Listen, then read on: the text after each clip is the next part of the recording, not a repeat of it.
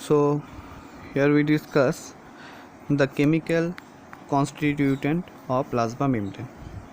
The main component of plasma membrane is lipids, protein and carbohydrate. In case of RBC, 43% lipid, the amount of protein 49%.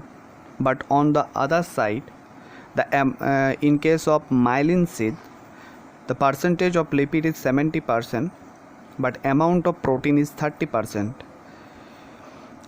So the components of plasma membrane varies among different type of cell, and the amount of carbohydrate varies from 5 to 10%. Carbohydrate cannot remain freely in the plasma membrane. The carbohydrate attaches with the protein and lipids.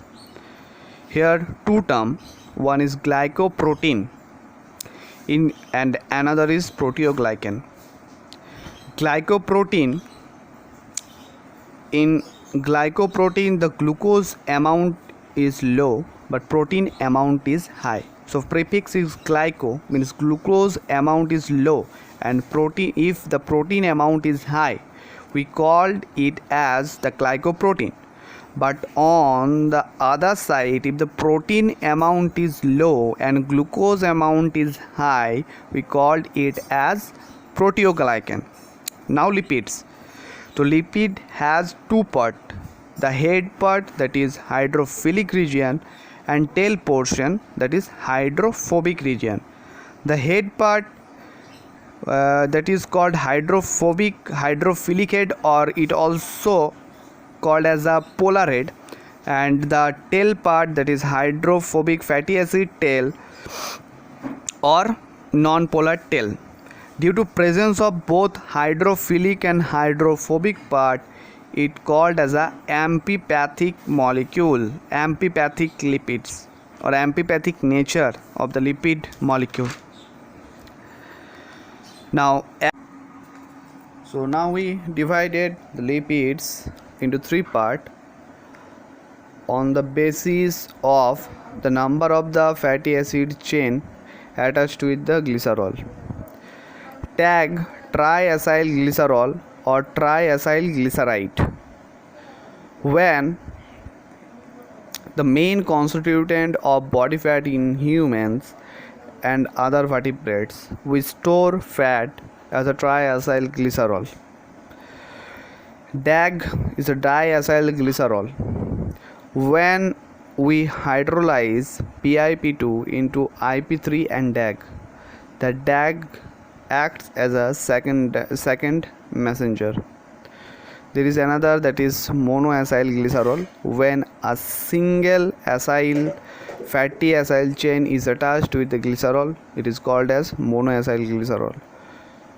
But when we put the lipids into the water, two type of structure we can get. In case of micelle, the center of the vesicle contain only air. On the other side, in case of liposome, the center of the vesicle contain H2O. In case of micelle, they are monoacyl glycerol. The head group of those monoacyl glycerol interact with the water. On the other side, the tail, that is hydrophobic tail, interact with the air because they are non-polar. They can't interact with the water and form a structure that is called micelle. In case of micelle, the center part of the micelle contain air, but on the other side, liposome is a bilayered vesicle. So there is two leaflet. So the polar or hydrophilic region interact with the water, and it also present in the center of the vesicle, and outer surface of the liposome also present the head group or polar group that interact with the water and form a bilayered vesicle. Liposome can be used as a vehicle for administration of nutrient and pharmaceutical drug.